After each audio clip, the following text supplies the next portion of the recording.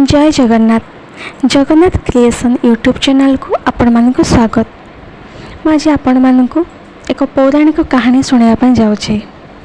कहानीटी प्रजापति दक्षक यज्ञ और देवी सती आत्माहुतिर एक लंबा कहानी। सती थिले दक्ष प्रजापति कन्या। दक्ष हेउचंती ब्रह्मा पुत्र और एक अत्यंत अहंकारी राजा। सती देवाधिदेव महादेव शिव को कठोर तपस्या करी वर रूपे पाइथिले। शिव एक त्यागी अगृही एवं भौतिक विषय रे अनासक्त तापस थिले, जहाँकि दक्षक मनरे असंतोष और असम्मान जन्म देइथिला। दक्ष एक विशाल राजसूय यज्ञ आयोजन करथिले।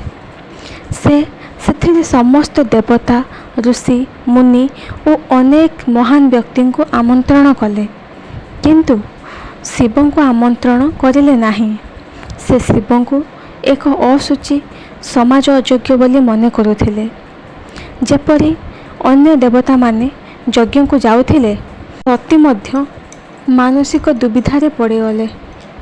शिव तांको जीवाको निषेध कले, कारण शिव जानिथिले दक्ष तांको प्रति असम्मान देखाइछंती। किंतु सती अंतरे भाबिले, मो माता पिता घर को जीवाको मते काहेकि अनुमति देबे नहीं। से शिवंक विरोध रे यज्ञ को जीवापाई निष्पत्ति नेले। सती जेबे यज्ञस्थल को पहुँचिले, सेठारे तांको माता पिता थिले। दक्ष बारंबार शिव को अपमान कले। सतींक पाई यह असह्य होई पड़िला। सती कहिले, मो स्वामी जेउठी अपमानित सेठी मो रहिबा अनुचित। मु एही शरीर जहाँ प्रजापति दक्ष निमित्ते पाइछि ताहाको त्याग करिबी। से यज्ञकुंड रे प्रवेश करी आपण आत्मबलि देले। एही घटना शिव को अत्यंत दुखित कला। से तांको गण भृंगी नंदी और वीरभद्र को यज्ञ विनाश करने को पठाइले।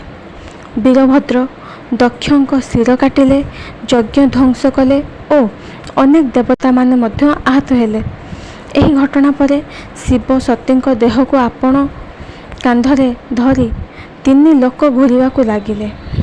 एही दुखर भावना भयंकर तांडव भावे परिवर्तित हैला। भगवान विष्णु तांकर चक्र द्वारा सतींक शरीर को खंड खंड करदेले, जहाँ पृथ्वीर अनेक स्थान रे पड़िला। एही शरीर खंड जो जगार पड़िला, सेठारे शक्तिपीठ सृष्टि हैला। सती शरीर त्याग कले, किंतु से पार्वती भावे पुनर्जन्म नेले। तांको तपस्या और शिवंक स्वीकृति परे 2 जन पुनर्विवाह कले। एही घटना एक शक्ति त्याग और प्रेमर परिचय भावे पूजा जाए। एही कहानी शिव सतींक प्रेम और शक्तिर अपूर्व उदाहरण अतुट भावे हिंदू धर्म रे अनुसृत। जदि आपण माननकु एही कहानीटी भल लगी थाए ताहले लाइक करंतु, शेयर करंतु, सब्सक्राइब करंतु, पाखरे बेल आइकन को क्लिक करंतु।